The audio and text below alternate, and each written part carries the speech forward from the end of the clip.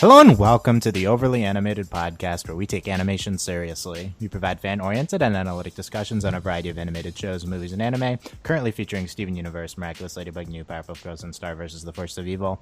I'm Dylan Hysen, and today I'm joined by Delaney Stovall. Hello. Justin Cummings. Hello. And Michelle Anderer. Hey. Packed house today to discuss the two latest episodes of Steven Universe, Beta and Earthlings, that aired today on August the 8th on Cartoon Network. Beta had previously aired in Canada last Friday. We'll be discussing it for the first time here. And, of course, Earthlings also aired, too. I mean, a lot to talk about in Earthlings. We'll probably discuss that one first. Spoilers for these two episodes of Steven Universe, but no spoilers for the next two very big episodes, the last two episodes of the season, and the following, and right into the next season, the next two. But anyway. Doesn't even know the names of some of these episodes. Yeah. I think I told you the name of Wednesday, but yeah, I don't know, maybe not. That's it. No. Lots of spoilers out there, so including Earthlings, which leaked a few hours ago, so I'd seen it, so I wasn't freaking out. But so let's get into Beta and Earthlings. Overlyanimated.com is where you can, I was still freaking out the second time, is where you can find out everything about this podcast. Check us out at or search for the Overly Animated Podcast on iTunes, your favorite podcatcher. Now look, Beta is a great episode and there's a lot going on, but that's getting the secondary treatment because Cartoon Network decided to air these two together along with this super consequential Earthlings, which I think is actually the actual season finale. We'll see the next 2 weeks, but I'm skeptical of anything reaching the heights of this episode. But let's get into it. Let's start with Delaney. Reactions to Earthlings. Just like screaming, just like accurate. Like, just oh my god! Like, and we've talked a lot of like who is Steven gonna fuse with? Like this is this, and I don't like. No one ever talked about Amethyst. Like I don't like. I never occurred to me. I actually never thought it'd happen, and just wow! And so much talk about the diamonds, pink dot. Just oh my god! Just so much revealed, like just so much, everything that was said in this episode, just this episode blew me away. It was just incredible. Yeah. Justin, reactions other than I told you so. This did not feel like 11 minutes. This felt so much longer because there was just so much going on in this episode. Yeah. I had seen on Tumblr a screenshot of just where it says something about Yellow Diamond or something like that. I thought that Yellow Diamond was coming back in this episode, so then when we got that dialogue and that reveal, This is why you stay on Tumblr from 1 p.m. to 7 p.m. on episode days. I was amazed. Even Delaney knows this. Yeah. This episode just blew me away. But I don't mean to say I told you so, but there was theories going around so long. Oh, Steven and Amethyst might fuse. Jasper ends up corrupted. All this stuff. And just to see all these theories just kind of come together in one episode was just so amazing. Like this, it almost makes me wish we didn't get Bismuth when we did, because just Gem Hunt straight through this episode just flows so seamlessly. And Bismuth, it's a great episode, but it kind of just, it was like an almost unneeded break. And I feel like if you just look straight, Gem Hunt, Crack the Whip, Steven versus Amethyst straight into this, it's just such a great tale. Like, it's so good. Did you call Bismuth unneeded? Did you call the best? The episode, wow, the only thing you've been screaming about for the past Did you call Bismuth the best TV episode of the year? That episode was unneeded in the order. It does feel weird. It does feel weird in conjunction with this. Yeah, I agree. It's a great episode. It's just I think they put it at the wrong spot. It's right in the middle of this arc. The Rose stuff going on in it, and yeah, I'm gonna heavily disagree with that because the Steven stuff at the end of this episode is directly related to the Bismuth stuff. In addition, we had great Jasper stuff that was related to the Bismuth stuff as well. They could have put it anywhere, but yeah, it was it's all related. Worst Gems Lines. Michelle, reactions to Earthlings. It was such a good episode. And I just want to say, like, personally, like, I was getting, like, a little worried that Jasper was just going to be, like, really horrible for forever, and that was going to be her character. I'm so glad we're finally getting, like, the perspective for her that we needed towards the end. And now, like, oh, man, I don't know, she's, like, super corroded. Like, who knows what's going to happen? She's going to be Bubble for a while, but she's definitely coming back, and I'm really excited.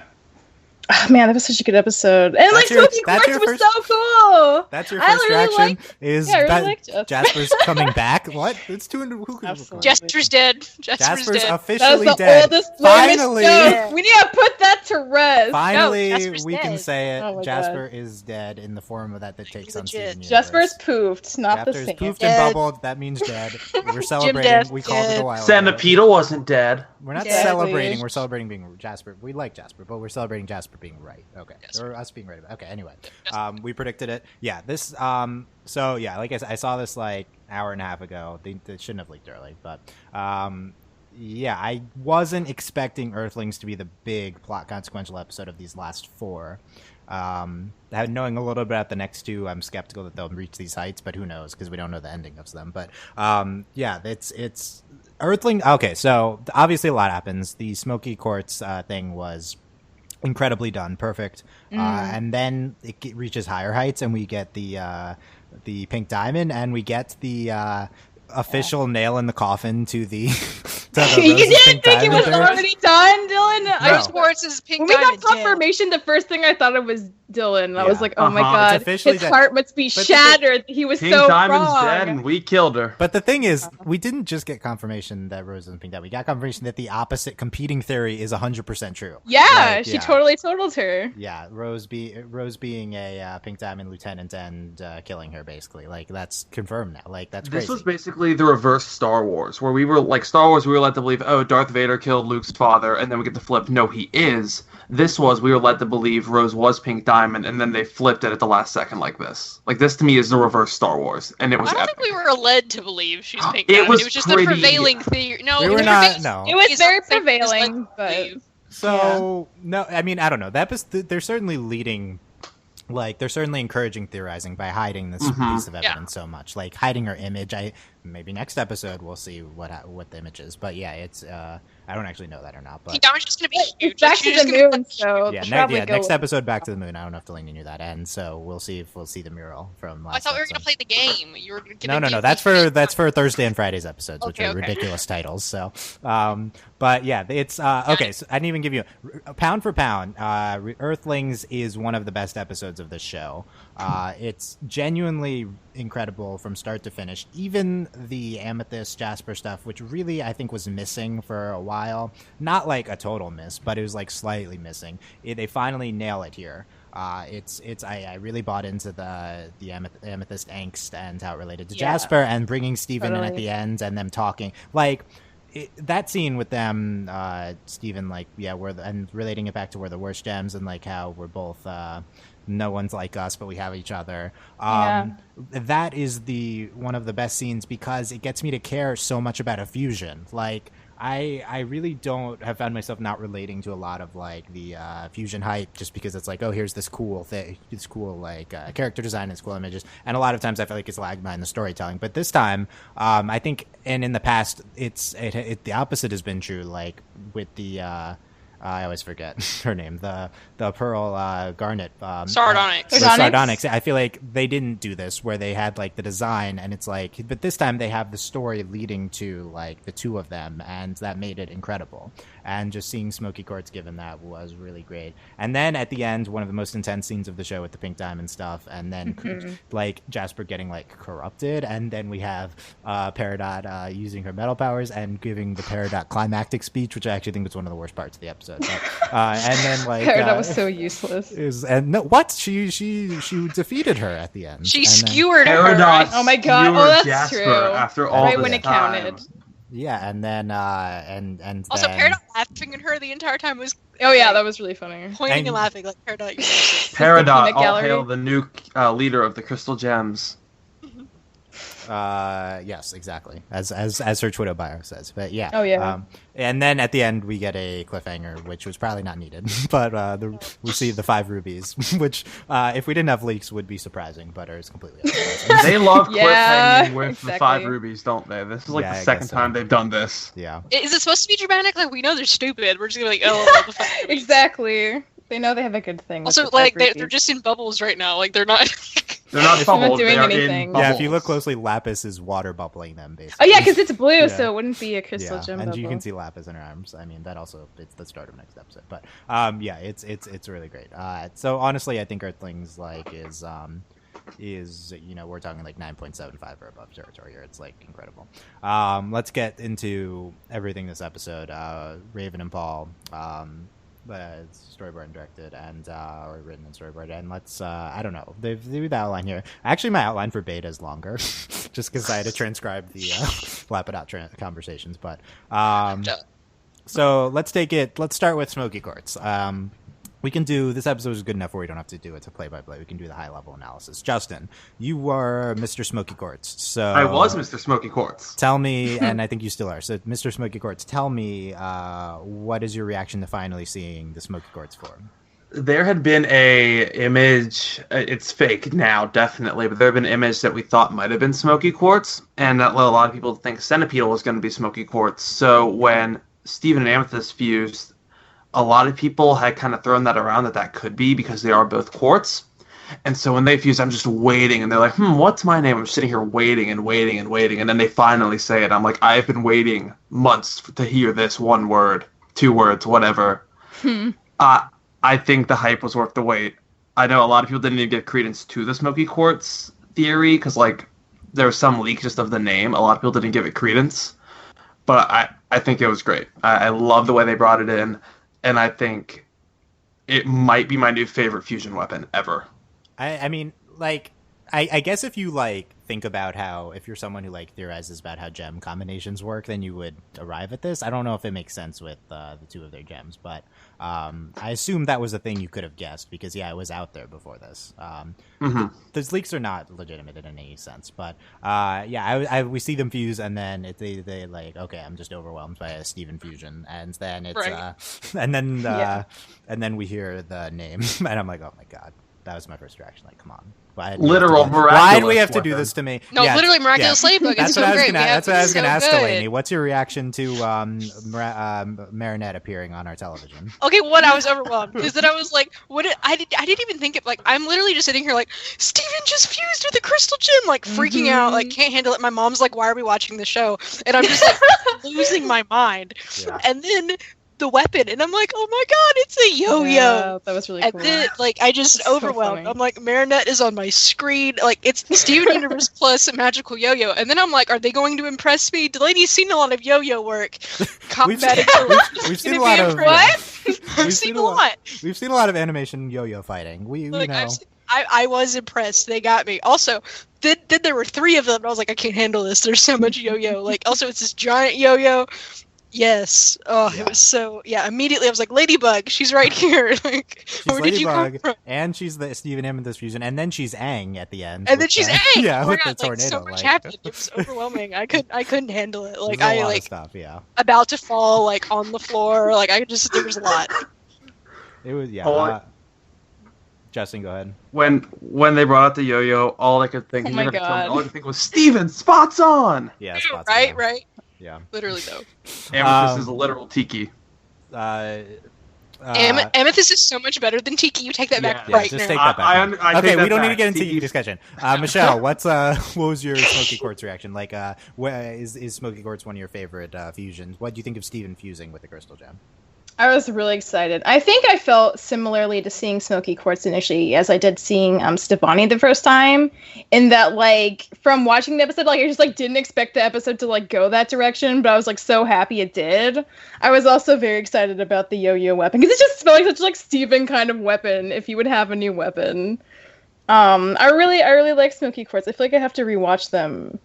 To put them on a scale of, like, best fusion. Yeah, you have to get the mannerisms. It was very subtle. Lots of puns they used. The music is really interesting during it. Yeah. It is. Oh, the handshaking was really good. Yeah, and then his thing, Smoky Quartz. Okay, Smoky Quartz. Yeah. That was really good. Yeah, that was really funny. And then there's they're like a top at one point too. It's interesting. Yeah. Yeah. There's a lot with that, but that was really big highlight of the episode, and in my opinion, the best done fusion since Stovall for sure. Yeah, I think it has to do with this, like, also, I think it has a lot to do with, like, we get to explore these fusions as opposed to just encountering them. Like, Stovall, like, okay, who was expecting that? And then figuring out, like, who we are. And I just really love in this episode I think, Amethyst, like, I just really love that. Like, I think we'd be, I just love that. Yeah. Like, it was just so good. Yeah. I think the best fusions are when they have great storytelling moments along with them. Like, I feel like Opal at its best is at the end of Log Date, when we just, like, see this weird quick combination between the 2 of them, stuff like that. So this is my top 3 fusions: Stovall, Garnet, and Smoky Quartz. There we go. Wow. Yeah, I think this is in my top 3 too now. Like, it's so good. We'll see if they come back again. But let's discuss I hope so. Okay, let's discuss these revelations with Rose at the end. I feel like this might actually be the big highlight. But first of all, we have continued use of Jasper's just not calling Steven, like, which is so good. I'm not Rose. I'm Steven. Rose. Yeah, the best. Rose forever. We start seeing all these like Tumblr fan arts about like Steven trying to teach Rose his name, or teach Jasper's name, and we actually kind of see it in this episode. That's pretty good. So let's let me try to read the ending. But can't manipulate me, Rose. Of course, I've been fighting from the second I broke free from the Earth's crust. What you did to my colony, my planet, and my diamonds. Yellow diamond. Gasp. Collective gasp. Yellow diamond. My diamond. Your diamond. Pink diamond. It's very dramatic though, Dylan. It was like pink diamond. I also didn't think they were actually going to say pink diamond. Yeah. Like I anticipating the cutoff. Like I was like, don't do this to me. Yeah, Delaney, what do you think of Princess Allura's line delivery on that? So good. A+. Wait, is that actually? Right. Yes, that's her. So good. Jasper's Princess of what? Yeah, how did you didn't know? Her voice actress has the largest range of. That's crazy. It's amazing. Like. It's If Allura yelled at me like this, I'd die. Just for the record. Okay. I'm sorry. I'm looking up but anyway, so this is based like what I said in the beginning. This is Rose like kind of taking over and killing or something. Pink Diamond confirmed, basically. I mean, combine this with the 3-pronged diamond we saw in Sent the Centipedal episode, and it's like Pink Diamond's probably dead and Rose killed her. Is this clear? Justin, do you think that's like confirmed? Yes, this is because we've seen the 3-pronged diamond a lot, and it's all the newer stuff, so we know Pink Diamond's gone. Yeah. I thought Pink Diamond rebelled. Either Pink Diamond was Rose and rebelled, or Pink Diamond led Rose to rebel. Rose killed Pink Diamond. That's not a question.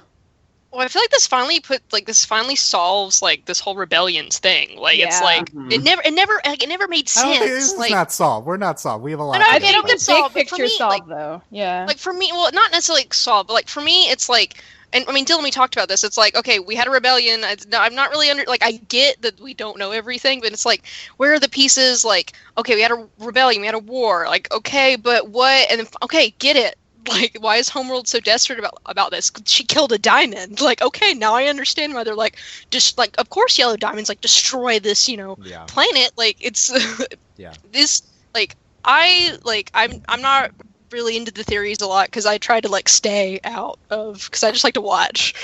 And how dare you? It's because some of these theories are crazy, and I'm like, I can't deal with this. In order to watch the show, you must present me with your Centipedal fan fiction to right. proof of it. Oh, really?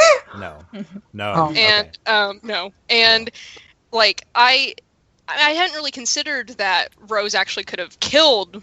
Like, because I mean that's not what we've been presented, but this is even more interesting. Like, what did she do to Pink Diamond? I mean, I don't want to like. She's out of commission, but this I feel like ambiguous. There's still something going on. Like I feel like we're still gonna get something about Pink Diamond. Like that's what I'm anticipating. Before we forget, Kimberly Brooks, the Jasper Princess Allura VA, who's wonderful. Yes. Anyway, Michelle, Pink Diamond shattered? Yes or no? It's too ambiguous for me to say. Justin, Pink Diamond shattered? Yes or no? I'm looking for an answer here. By the way, you have two options. I already gave you an answer. Bubbled on Homeworld in like some kind of tomb thing. So no. So no. Okay. Oh, do you think Pink Diamond's stored in like the Gem Temple statue or something? Ooh. Like, no, that's White Diamond, yo. That's White Diamond. Something like that. We still haven't heard White Diamond said yet. I think White Diamond's in that pyramid, that upside down pyramid. I think she's been there since forever. We'll find out in season 5. Maybe. Delaney, Delaney, yes or no? Pink Diamond shattered. No. Okay, you all are wrong. The answer is yes. Obviously, Pink Diamond shattered. That's the person wrong about this. This is the new Jasper's dead. This is the new Jasper's dead. Smoky quartz in literally every theory. Jasper's dead. Pink Diamond's dead. Oh my god! Everyone's lies continue. Look, you go back. Jasper's legit dead. Go back to our roundtable on theories. I don't remember which one it was, but we said is Rose Pink Diamond, and I said no for the record. Just get it known. And then I reversed course and said yes. Okay, but then something happened, and you're like, and here's why Rose is 100%. I know. I was right the whole time. Yeah, but either way, I was right, so it's okay. But yeah, this is great. That's how Dylan works. That's not how reality works. So. I call shenanigans. I do think I do too. I call shenanigans. It's my podcast. I can. There are no shenanigans. Anyway, going back to what you said earlier, I do think this is a turning point in our view of the rebellion because. We've kind of been learning these facts ever since Same Old World. I think we've been piecing together a really big picture, a really good picture, like the key components. Same Old World with Lapis's flashbacks. Then we have the centipedal episode, and then we have this episode, and now we kind of have a complete picture of the rebellion. Not like a complete picture, but a general sketch, which is Rose, kills a diamond. Like this is less of this is more kind of a coup. Like it's almost like if she attacked Pink Diamond, whether she died or not, this isn't a rebellion. This is a military coup. Like this completely. Like this kind of changes the narrative that we've been kind of led. Like again, we've been spoon fed like very tiny pieces. Delaney, please summarize please give me your paper on the comparison between the homeworld coup and the recent Turkish military coup in I'll turn it 1,000 words or more, please. Okay, I'll turn it in Friday at 5. Okay, we'll discuss that. Use turnitin.com, please. Make sure you don't plagiarize. Okay, thank you for a college person only. Yeah. So still in college. Anyway, so I agree. And then basically like they like retreat at some point after the rebellion goes too long, and then the Pink Diamond and then the rest of the 3 remaining diamonds send down their corruption beam, which we learn more about this episode too. And then Rose protects everyone with the bubble. Yep, there you go. There's everyone being Garnet and Pearl. Or at least 2 of them, and probably maybe. Well, at some. Pearl was genuinely surprised someone besides her and Garnet survived. The humans, right? So the question is, would that beam have affected the humans, or was this before humans? The timeline's interesting because Jasper was around for this, and Jasper, as we learned last episode, which isn't even close to the lead here, but Jasper was made on Earth. This was new information, also. Yes.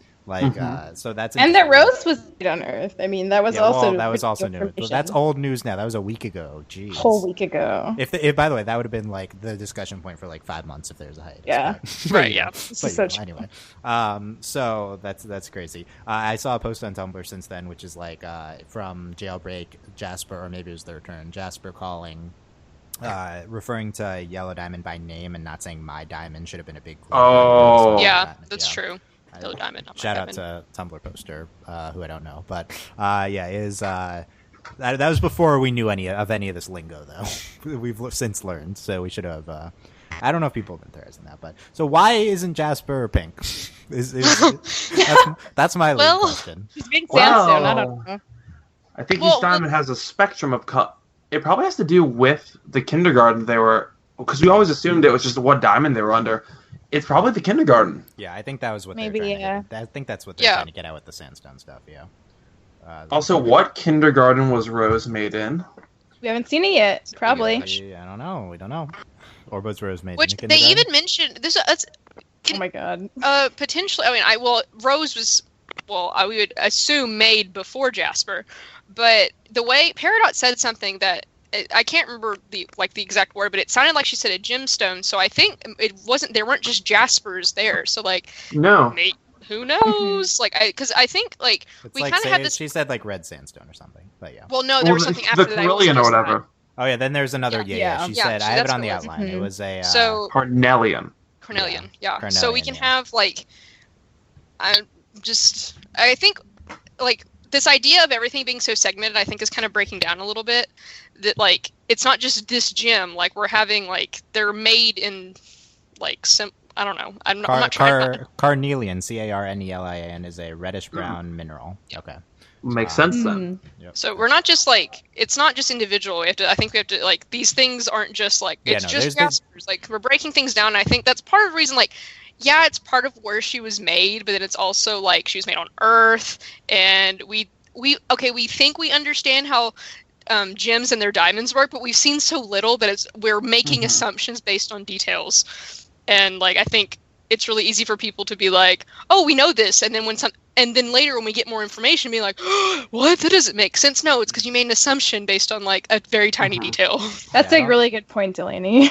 I don't think the carnelians are quartzes, but I don't know the. No, I don't think they made all quartzes. I think they made other so that things too. I'm supporting you. Yes. Okay. So there, it's lots of stuff. I hope we see Rose's kindergarten. That'd be really cool. Could you imagine like actually seeing the hole where Rose came from? Like actually going to her spot in the kindergarten? Like what a humanizing as far as you can humanize a gem, but like just how impactful that scene would be. I mean, I bet it's really big. Like Steve, like seeing the exit marks and stuff. Yeah, we'd have to do stuff with that. I do think in general seeing these holes is not super exciting.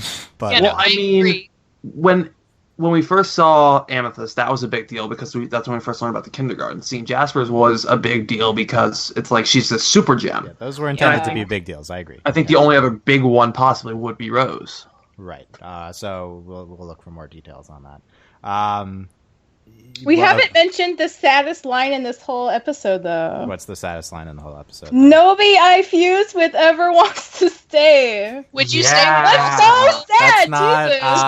I would. Okay. So, I mean, it's understandable like given like how Jasper sad. is, but it's just like really, it's really sad. Okay. Hold on. Objectively. Okay. Hold on. No, I don't think so. But like, can something be sad objectively? I don't think that's how that no, works. that's not one. That's not how it works. Two, please. Like, I think we've gone too far with the Jasper defending. Yes. That line. Yes. The reason nobody wants to fuse with Jasper is because she's forcibly fusing with everyone. She's not. She's okay. not. I do not disagree She's not with that. giving them a choice, so she's like raping. Like come on. Like that's not a sad line. Like come on. It's a sad line. People way over defend Jasper. Horrible Jasper's been this entire show. Like this episode, like Jasper's horrible. I like Jasper. That line was like interesting. You can like Jasper. You can like Jasper, but realize you're liking not a good person. Like I mean, she's not a good person, but I can understand why she's this way, and I still have sympathy for her. Certainly, the show is trying to humanize her, but we're past the point where you can defend Jasper. Yeah, like Jasper, Jasper isn't like Jasper doesn't need to be protected. Like no, Jasper's like horrible, and certainly it's probably not her fault. I mean, you could say any of the gems, it's not really their fault, but no, it's. I mean, like her actions are her fault, but I think it's a very interesting. How much do we know about? Right. So you can question how much outside of the diamonds. No, because the gems have less free will, right? So you can like the whole hive mind. Yeah, no, it's a legitimate point. But Jasper, at the very least, is presented as having a fair amount of free will, at least on Earth. So I think the next big thing that we need to talk about is the Peridot metal bending and poofing Jasper and giving her great speech, which I will now recite to you. It's not a shell. There's so much life living here. That's what I'm doing. I'm living here. I've been learning new things about myself all the time. Like I can make metal do my bidding. The point being, Earth can set you free. Okay, so I feel like your emphasis was in all the wrong spots still, and you didn't quite grasp the emotion. Dylan's not Peridot. So. I'm sorry, I'm not Peridot. So this is really like to compare this Peridot to Peridot from the end of season 1.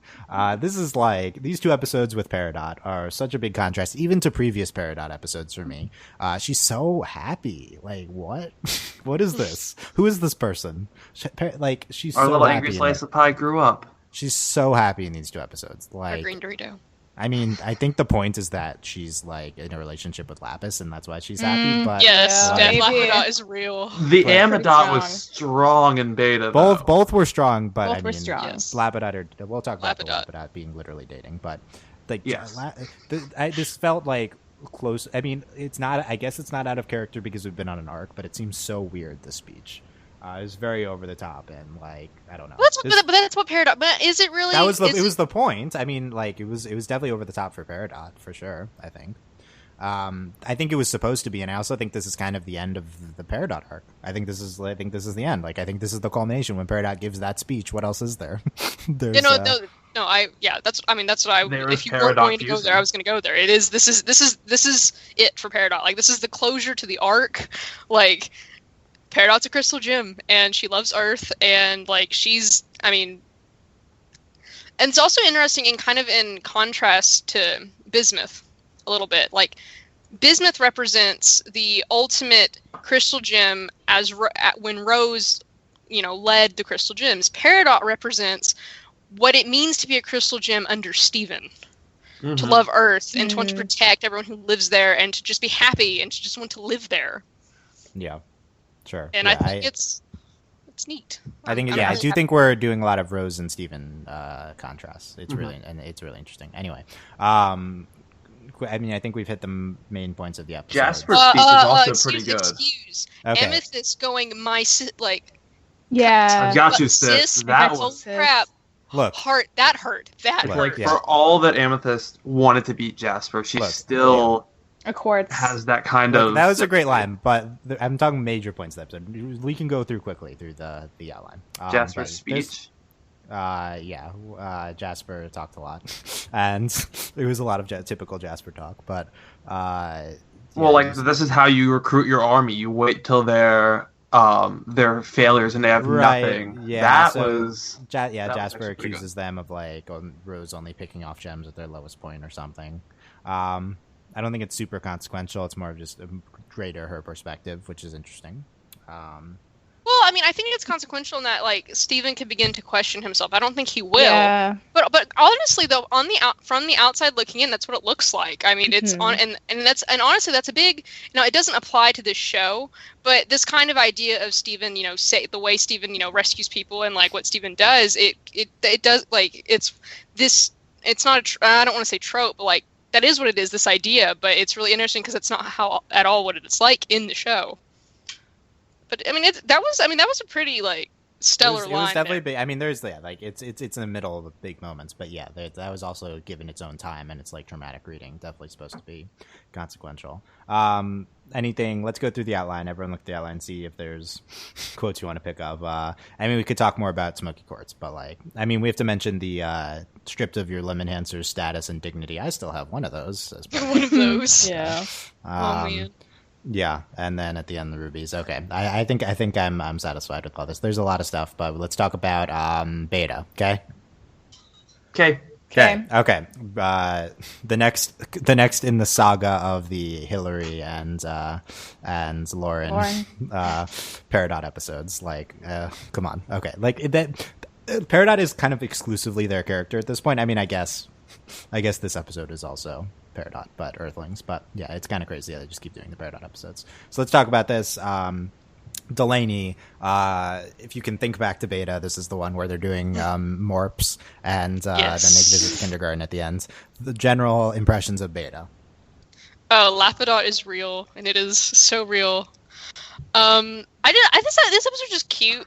I really enjoyed it. The ending was a little weird. It was just weird, but I think it was just the pacing of it. At the end was just odd, but overall, I really enjoyed it. I mean, the morphs were hilarious, and Peridot Peridot and Lapis it was just so cute, and Peridot being all bubbly and ridiculous, and then Lapis going over to get the tambourine. I don't know, just all of it. It was cute.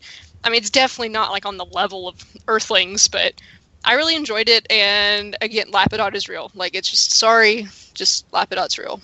Sorry, who are you apologizing to? I mean, Justin's gonna make a defense for Amidot, but I mean, Amidot was also in this episode. It was real. The Amidot was also real, but Lapidot, I mean, they're married basically. So Michelle, impressions of Beta. It was so good. I mean, yeah, I agree with Delaney in that the second half was a little weirdly paced, but the first half was so on point. It was just good joke after good joke after good joke, which was so nice. And it was honestly really great to see that Lapis and Peridot are so chill. I don't know how long it's been, time frame wise, since they first got put in the barn together at this point, but they're okay. They're actual roommates. There's not a lot of issues there. And Peridot was being super attentive. She checked in with her before she left. And she's I don't use the J word around this one, she's doing her best. I really like this episode. Justin, thoughts on Lapidot confirmed the episode? Okay, yes, Lapidot confirmed the episode. However, I saw it when it aired in Canada. I watched it very soon after. You didn't see it as it aired in Canada. I saw it as a Canadian. I watched the Canadian release. And typically when I watch them ahead of time, I did with Stephen Float's Way when it aired back in France, I'm okay with it. I kind of wish I'd waited till tonight because, yes, the first half is very much just awesome Lapidot, but it feels so closely tied to Earthlings that seeing them separate almost just felt like a disservice. Like Beta almost feels like it's setting up Earthlings. Yeah, no, this is a two-parter, and like, I mean, you need to watch them together. And Back to the Moon connects to these three, but I assume it's going to be different. These two are clearly a two-parter. Like some of the two-parters you can watch separate to an extent. Like they still yes, they go hand in hand, but they still at least feel like a full episode. Beta didn't feel like a full episode to me. It didn't feel enough. It just felt kind of empty, even though the Lapidot stuff was great. And Camp Pining Hearts is back. Whoop, whoop. Yep. That was nice. We said they better be watching Camp Pining Hearts, and they were. So what season? 3. Was there like any doubt that's what they were watching though? No, there's no doubt. I just feel so trapped. Is this meant to represent you in the mirror? I just like this show. Yeah, I don't. That was weird. that was wonderful. It was amazing and weird at the same time. It was magical. I should say now. Hopefully, within the next few days, we will have Sam art critique of the art. Yes, please. Sam's working on. Sam is graduated from art school and will hopefully be giving us a legitimate art critique of Lapis and Paradox Arts in the blog section. So look out for that. It's she has the draft ready. Okay, so you guys were. Props to Delaney and Michelle. Yes, this is a tale of two episodes. This is the first half is genuinely great and some of the best Peridot and Lapis stuff we get, and then the second half is not as great. And Justin's also right. It does work better with Earthlings, but I think it also watching them back to back today. It's clear that Earthlings handles the Jasper and Beta Kindergarten stuff so much better. And yes, it's a two-parter, and maybe you should treat it. But my thing is just treat them as separate episodes, and a lot of times Hillary and Lauren get stuck with having second half plot things. This was the same as Barnmates, where they kind of had to advance the plot at the end of the episode, and that's not their strength. Their strength is more of giving us the character moments. Character moments, and I mean, this is part 5 of their Peridot arc, and it's potentially the best one. The first half of this episode, it's so good, and it's just they've hit so many times in a row. Overall, I think the first half is going to transcend the second half, especially when. And there's interesting things in the second half too. It's just a lot of Peridot evaluating holes, and it was just they honestly we evaluated separate episodes, but the second half of this episode was just used to send us into Earthlings. It just it feels like two different episodes. It's not it just doesn't mesh well. I mean, obviously Peridot's adorable the entire time, trying to cheer Amethyst up, and then being oh, this is awkward. She's actually perfect. She's perfect. Steven Universe is getting really good at delegating episodes to their 4 groups. And actually, one thing I noticed, I think at this point, genuinely all 4 storyboarding teams that they have right now are all legitimately very good. And their episodes are not discernibly different in quality. This was not always the case, but at this point, honestly, all 4 of the teams make similarly quality episodes. I mean, Colin Howard's still pretty. This was only his third, but I mean, the Jeff Liu team. But they made half of Bismuth, and also Colin Howard and Jeff Liu did Gem Hunts. That's two. That's true. Two incredible hits in a row. So I'm confident in that. But I really think they should. Not do these first half playing to Hillary and Lauren's strength, and second half bringing in the plot things, because I really do think this episode and Barnmates succeeds way more than this one, but both of them could be top 10 episodes of the show overall if you just extend it out and just deal with the plot later. I think is So I don't know. I mean, for the most part, they're really doing well with story within each episode, but sometimes there's this type. So, but anyway, let's start with the first half, because I mean, come on, let's talk about Lapidot the episode. There's great, some of our best Peridot stuff, some of our best Lapis stuff, and then really just the combination. And then no explanation for the bow tie at all. It's just there. Okay, I had Delaney. So, everyone has a theory about that bow tie. No. There's only one confirmed, because I have an explanation for you. So we see. Okay. I mean, I also saw this on Friday, so we've had time to sit on it. But we see the alien plushie in the tank. Oh, right, because it's ripped. Its throat is ripped off. Peridot took the bow tie off of the thing. Well, that's what everyone thought. And then put it on herself. Yeah. Yes. Be fancy. She's trying to impress their guests. Well, no, but she was wearing it just with Lapis. So, like, okay, that's like they were on a date. She had to be dressed up for the date. They went on a date to watch Campaigning Hearts. Best date ever. Okay. Day off. Good for Jasper. Jasper, this isn't a great Amethyst episode, but she has one of the best lines of the episode. Yeah, because when I think fun, I think Lapis. Well, I do too. Okay. I love how Steven had said, "Here comes the Amidot right back at you." Steven said, "Hanging out with Lapis and Peridot. When I think fun, I think Lapis." She didn't say Lapis and Peridot. She digs Peridot. Look. Here's what I'll say. We'll get into this. The Amidot is also real this episode. The solution is obviously Poly with the three of them. All of them. Yep. I've never actually shipped the Poly ship. This is making this is the clear one you should ship. This is the clear one. Yeah, it's obvious. And you should also ship more Poly ships because it's legitimate. Yes. But yeah, also, anyway.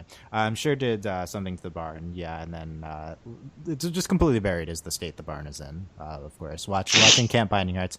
Oh, get over it, Percy. Go make another friendship bracelet. Seriously. Oh my god. Lapis is so good. Like, oh my god. Like, what are the odds, though? What are the odds that, like, Peridot's like, okay, I need to bond. Okay, and then Lapis also likes trashy. Yeah. Like, exactly. So I mean, good. I think all gems would like this show because they have nothing like it. Like, they don't have TV. No context. Television. So good. By the way, Peridot has obviously seen this episode 50 times at this point, and she's like practiced this line to give to Lapis. Like, it's so good. This is me when I make everyone watch Korra. Like, this is literally that's like you. I feel Peridot. You are a lot of Peridot. I'll say that. Like, there's a lot of awkward Peridot in you. Anyway, then Steven comes, and we see a great Lapis reaction to Steven. She's like lights up, like Steven. Like, it's so good. I'm so glad to It's see really you. funny because she like flies down, and then Peridot just like has to sprint through the barn. Yeah. I love Lapis being so happy to see Steven. Also, it's clear I guess they don't visit a lot, which is like I've been wondering that because like not just that we don't see them all the time, but it's like how often do they go and visit them in the barn? Like how often are they left to their own devices? The answer to this is the answer to this is the overall narrative, but like why don't they just live next to the temple? Like just move the barn there or something. Like they could move. They like the privacy. Yeah, I think it's because they want to live on Earth. They don't necessarily want to live in Earth culture. Well, Lapis doesn't want to be part of the Crystal Gems. Like that's what Lapis doesn't like them. Like this probably makes more sense for Lapis. Peridot, I feel like would want to, but now they're dating, so no. So yeah, exactly. And I think that's I don't know. I guess it's this. I mean, I guess they're kind of reinforcing this idea that they're living on Earth. Like we want to live here. Like we're not just like protectors. Like we actually legit want to live here. They're pioneer folk, living out in the country, carving their own path. Didn't they walk? I think they walked there, or did they take the portal? They probably took the nearest warp pad. Did they take the warp pad or no? We don't know that for a fact. We don't know that for a fact.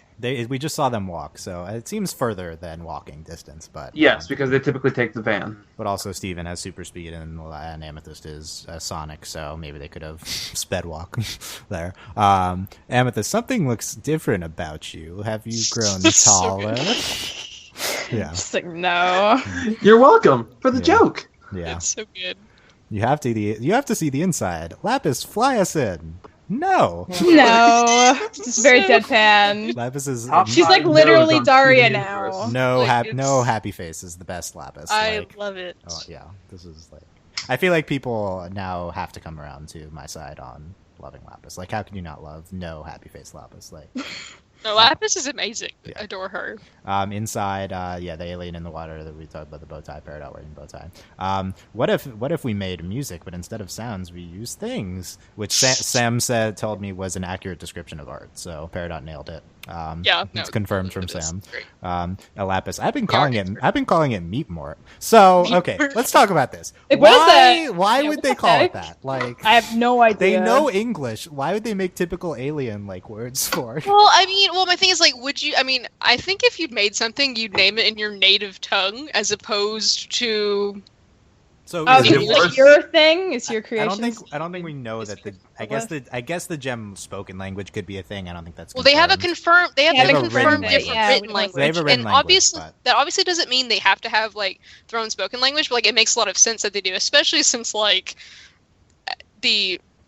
like the civilization that they have and how long it's existed. Like except they're made by humans, so then they would speak English. That's okay. Whatever, Dylan. Assuming that they were made by English-speaking humans, right? Yeah, privilege, Dylan. Yeah, well, it doesn't make sense because English hasn't been around that long. But alternate Earth, when they're made by humans, you'd also anyway. Alternate Earth theory confirmed. So anyway, I'm fine with them naming it something ridiculous. Also, this is kind of like.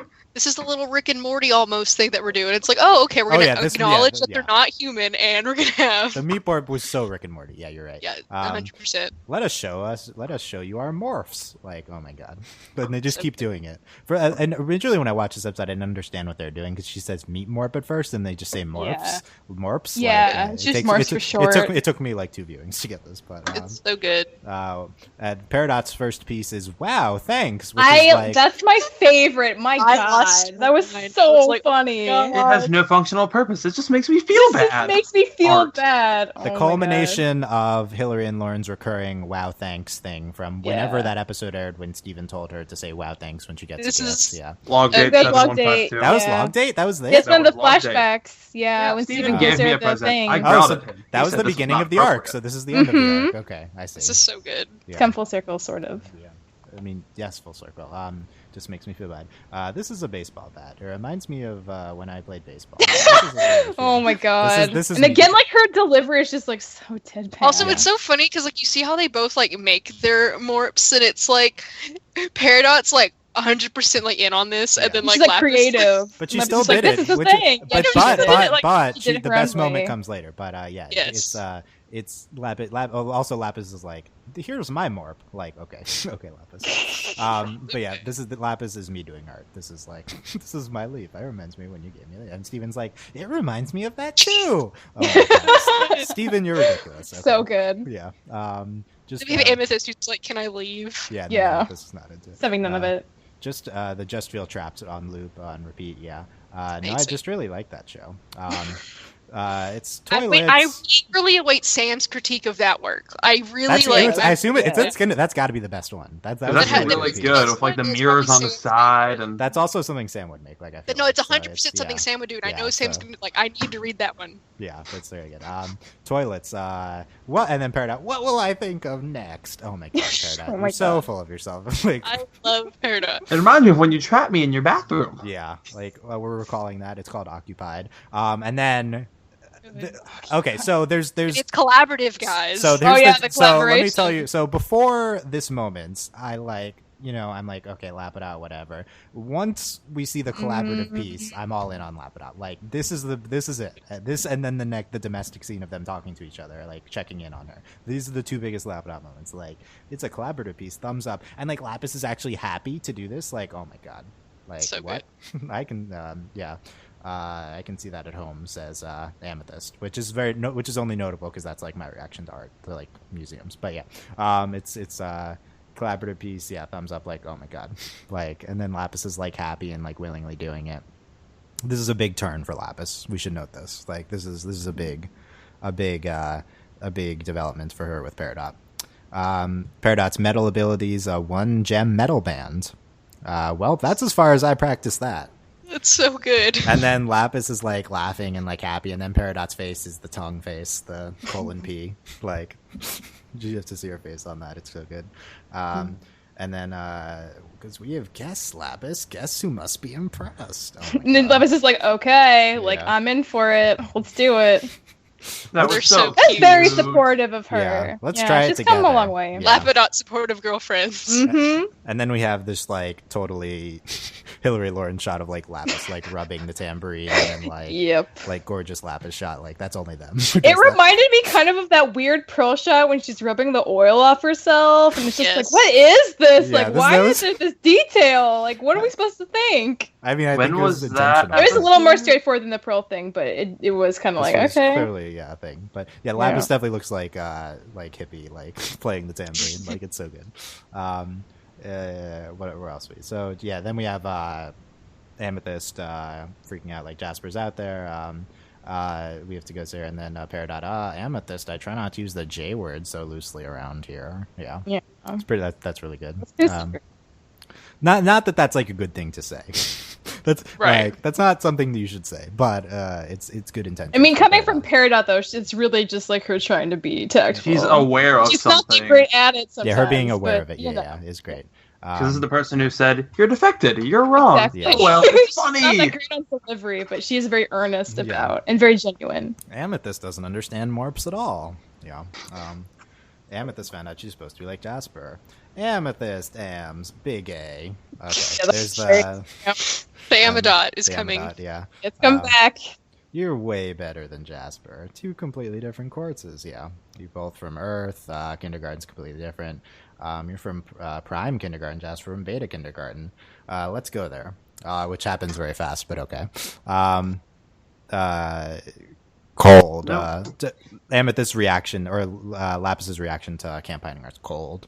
And then 1 sec, and then the second great Lapidot scene of incredible. The 2-tiered. Funny. Oh my god. Hold on, 1 sec. I have to check to make sure Lapis is okay. Hey, Lapis, you okay?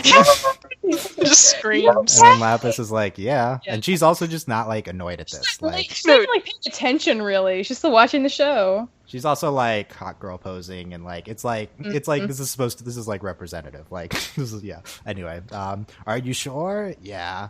Yeah. I'm leaving. Okay, but I'll be right back. Okay. Do you need anything? No.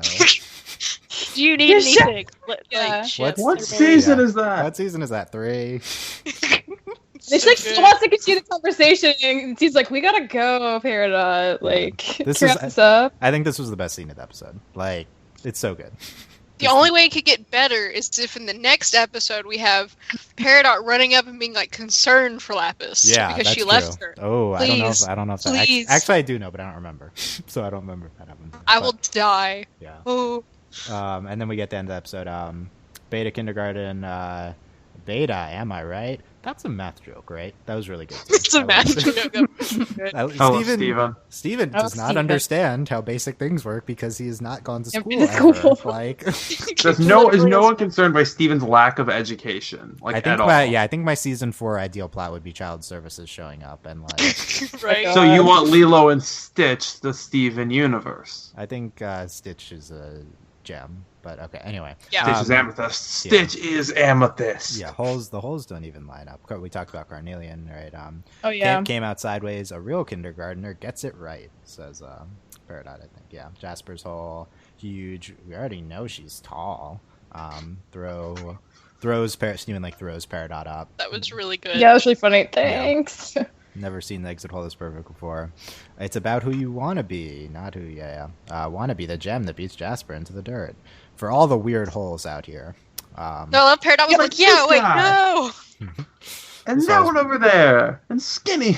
Yeah, this hole's been dug out recently, and then we corrupted gems in cages. That's who. Jasper. Dun dun dun. Okay, so... Yeah, we went through the second half pretty fast. I do really like the juxtaposition they did with Jasper and Amethyst, though. Because, like, you have Jasper on one side who came from, like, the worst possible conditions and ended up being, like, nearly perfect as a gem. And then you have Amethyst who came from, like, the ideal possible conditions, and she came out small. And I think that's really interesting. Yeah. It is. Well, and then also we have Jasper's the perfect gem, but then, like... But, yeah, totally. And then Amethyst is the precious person that she is, so... Yeah. There are other things that we didn't talk about from Beta. Yeah. Well, like the corruption. Yeah, we didn't talk too much. Yeah, you're right. We didn't talk about the corruption from Earthlings. Yeah, let's talk about corruption. No, you're right. We didn't talk about that. So Jasper. So is corruption something that can spread, and how does it spread? Which I had theorized about this because I was like, we were like, why doesn't she fuse with blah blah blah? Oh, corruption. She clearly didn't think about that. Right. So it seems like they're treating corruption as kind of like an STD, and it's like through fusion. But at the same time, Steven gets swiped. Is he at risk for corruption because he gets touched by Jasper? It just kind of sure. Even if it did, is that, or is it only through fusion? I think it might be fusion. I don't even think that it was that they fused. I think it's that, like, that second time where they unfused so... Oh, you think it was she kept disharmoniously. Trying to, like, them together. So you think it was that she was trying to, like, jam them? I feel like it could have you could interpret that it was just that they fused in general. Well, also, I mean, in general, talking about there being fused in general, it was a forceful fusion anyway. And then I don't think you can really fuse with corrupted gems unless they're like because we talked about this before. It's like, can corrupted gems, are they even capable of being in sync? Can they even, That's what I was wondering. I was surprised they could fuse it all. Fusion. Yeah. So. Yeah, I don't know where. I think we're going somewhere with that. I mean, we've been going towards corruption being a thing for sure. Right. So this is going to be. Well, I'm not surprised Jasper ended up corrupted. I wasn't anticipating we would go that quickly, that route. Mm-hmm. But I mean, I think it definitely it paid off. And also to see also, and we did talk about this too. Like we finally, and I think I said this. I don't know. I'm like, we need to, or Justin, both of us being like, we need to see corruption. Look, we did. We saw it happen. We saw it unfold. And I think there's an interesting parallel, because this is basically the end of the Jasper as the on-again, off-again villain arc, I think. Yeah, where we saw this with Peridot, like, late Season 1, early Season 2, where Peridot would pop up and then leave and then pop up. That arc ended with the beginning of Peridot's redemption. This arc ended basically the exact opposite, with Jasper becoming corrupted, and I think that's a very cool parallel to draw, and I think it's a turning point, because now not every villain's going to have a happy ending, I think. And I think it's only going to get worse. Yeah, it's this idea, and I talked about this, about Steven, Steven can't save everyone, and Steven has to confront this fact. And not only to corrupt it, not only to encounter it, and to encounter it through corruption is, the kind of the best possible thing to do for Steven's character, not in a narrative way, but for actually literally Steven, because I guess it is narratively, but Steven, he wants to fix corruption. He was like, I can fix it. It's just starting, and then no, he can't. And it's not just because it's corruption, but it's also because Jasper she doesn't want it. Jasper kind of chose to be corrupted. She did. She didn't want Steven's help. She didn't want anything to do with him, and this is the beginning of kind of this darker turn we're taking, that Steven can't save anyone. He has to accept that fact. Yeah, then also, I don't even know if it's just darker. What is this mortality thing we're doing with him? I don't know, because I feel like it's just it's a very real thing. You can't help somebody if they don't want your help. That's just that's just how it goes. We talked about the corrupting gem light again from the diamonds, I think, in Earthlings too. We mentioned it again, and that's definitely going to be looming large, and we're going to have to figure out what's up with that. I think this corruption thing is one of our major plot lines going forward. I'm interested to see whether this was the payoff to the Rose things that we've been getting. It totally could have been. This was enough, but also will the next two episodes contain another big Rose moment? Well, I feel these has to raise questions for Steven. This is the second encounter Steven's had to have with his mother's mistakes, and they've nearly killed him twice. I feel like we might be heading towards kind of a sit down. He's you have to tell me about my mom. We didn't get this. We got it in the comics, and but Zuko going to Oz, what happened to my mother? Steven needs how did the war start? What did my mom do? And it'll be surprising to see if the Jims even know. Anyone who might know is flashback more than anything, because I think Pearl was with her from most of the beginning. From at least when the rebellion started, for sure. So I think he'd probably ask Pearl for that information. But with the theory that Pearl is white diamonds, Pearl not pink diamonds, which only grows stronger with this whole Rose had summoned a pink diamond, she probably would have taken out her Pearl too. I think Pearl probably heard what happened, very soon after it happened. She was with White Diamond when they heard about another diamond dying. So Pearl probably knows the most, but even Pearl doesn't know exactly what happened. I think we're going to need to get, Dylan, you talked about, we're probably going to have a Steven Rose somehow conversation. I think we need that now. And that's the only way we're going to resolve this. Yeah, I'm the most pro seeing Rose on the show person, so let's do that. I don't think it's coming soon, but we'll see. I previously said it would happen in the finale, but we're not trending in that direction. But I worry it will be via song. I don't worry. I'm about that. That'd be weird. Yeah, no, it should be a song, and I'm about it let's now. Ooh, actually, Steven Rose duet sounds heavenly. Yeah, let's do that. Let's take two. Asker and Prime says, important thing to note about Jasper's creation: 1, she produced enough heat to melt sandstone. 2, her arms were bent upwards. 3, she was made to fight the rebels and knew it from the moment she was born. In other words, she burst out from the earth from the earth, wreathed in frame, flexing her biceps and probably shouting, "Rose!" Rose! Yeah, yes. That's about right. That is interesting if they breed the gems to like specific ones to fight or something, or it sounds like it, for specific purposes. We knew that. We know. Yeah, we're paired. We know they have a purpose, and also Jasper gives us an every diamond that we missed that also from Earthlings. Every gem is supposed to be for a diamond, so that's something we're questioning. Like that's not even a relevant factor anymore. But when we learned about the diamonds in January, we were like, is every gem under a diamond's like umbrella, or are there gems that aren't? And the answer, this episode answers, yes, every gem is under a diamond's umbrella, or else they're like have no purpose, according to Jasper. Well, what's interesting here is this, like, again, like I reference Brave New World all the time, but talking about like if she was born after the rebellion, but theoretically, and we've saw the injectors, this idea of like when a gem is made, it's like. It's not even they're told or taught. It's just they know. Like they know their purpose. They know, like, she had all of the knowledge of the war, like what she was to do. Like she knew about Rose and like what. Because I think that's a possibility that. Because like they're injecting some sort of weird serum into the earth, so there's no telling really what. Yeah, all that entails. I mean, they could totally come out with knowledge, of how things and like biased already. The dude 190, who I'm not 100, may or may not be Patron Andy. I don't remember his name. I can never remember which. I think patron it's some very general name, but I think it's in anyway. These last two Steven Universe episodes have not been doing well at convincing me that 11 minutes is the correct length for the show. Between Bismuth and Beta Earthlings, it feels like they really want to do a longer form show for plot episodes. At least this feeling goes back to all the Super Watermelon Island, when I really felt that 11 minutes was way too short to fit everything they wanted. So we talked about this in the Bismuth discussion. Bismuth was great for being 22 minutes. It was the perfect length for that episode. It could have even been 3 minutes longer, so they could have done more at the ending. But Beta and Earthlings is another great example of the show shouldn't be 11 minutes if you want to argue that, because like this could have been one episode. So Earthlings was the perfect length for what it was, but that wasn't enough. It didn't make sense. You had to set it up, so they include 5 minutes in the random Beta episode, which didn't work. So it's like, if you make this, even if this was 20 minutes, then it would have been the perfect episode, or it might have taken away. Like, you could argue that you don't get incredible episodes like Earthlings if you have to extend that out. Then you get into some of this more boring stuff beforehand.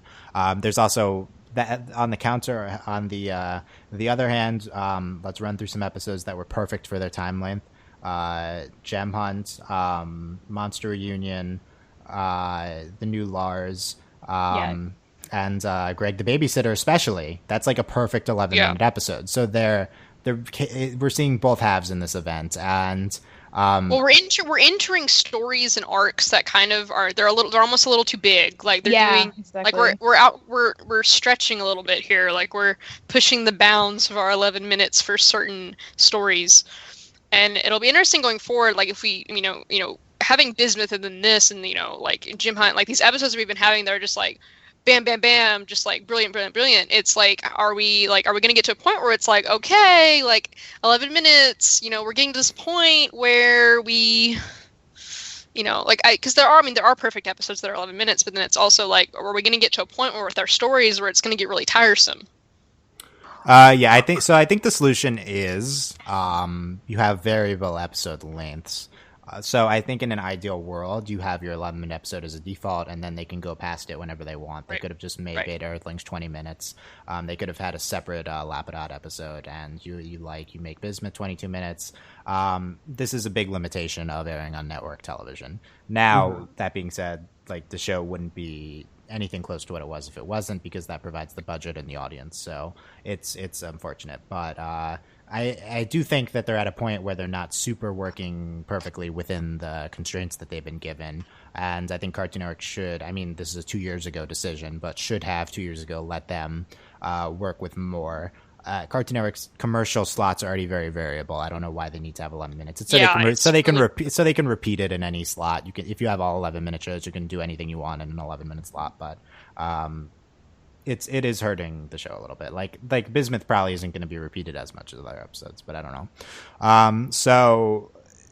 Okay. Last thoughts. Overall, I don't know. We're past an hour. Like we're done. Beta, good. I think Earthlings incredible. We'll see what the general takeaways are. Very excited for Back to the Moon with the Rubies next episode. The Rubies are back. Yeah. Very excited for the Ruby shenanigans. And then Ruby and the Rubies. And then Bubbled, the season finale on Wednesday, which I'm not convinced has consequential stuff at all, but we'll see. It's a season finale. I just want a song. That's all I want. We haven't. I want a song. We haven't had songs where Mr. Greg was a lot of songs. I'll place the odds at 4-1 on actually getting a song in these last 2 episodes. I think it's unlikely. That'd be 20. In these last 2 or for the event? Last 2. The first 2 episodes of the next season could totally have songs. Especially Fridays, which I think is a favorite to have songs. We'll see though.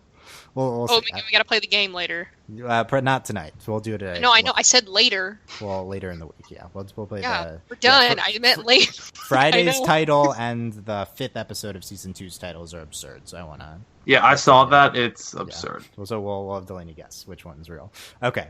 That's it. And we're about to podcast about Star after this. That's our show. Yeah, Delaney, Stovall, Justin Cummings, Michelle Anderer. Let us know your thoughts on anything we discussed here. Obviously, there's a lot. I'm sorry if we missed anything. I don't know. We almost missed some important stuff like the corruption at the end, but we got to it. YouTube comments, Tumblr asks, and website comments. Everything's very greatly appreciated. Check us out at overlyanimated.com. Stick with us for the rest of this event week. And consider giving us iTunes reviews. We really appreciate that. And if you enjoyed this hour podcast and our over an hour Bismuth podcast, consider giving us iTunes reviews, and also consider supporting us on Patreon at patreon.com/overlyanimated. Thank you very much to Mitch, Cordell, Beatrice, Nate, Andy, Jamie, Rachel, John, Ryan, Catherine, Taylor, Davon, and Jade, aka Fever, Mitch, Kronos, The Beauty Exchange, Nathan, Fellion, Buzz Lightyear, Mailman, Rachel Rose, Jenny, Robert, Brian, Creek Cat, Needle, Diamond Day, and Jewel. Yep, that's it. Good job. You slowed down that time. I don't think so. I slow down at the end all the time. You enunciated. Okay, thanks, guys. Bye. Bye. Bye.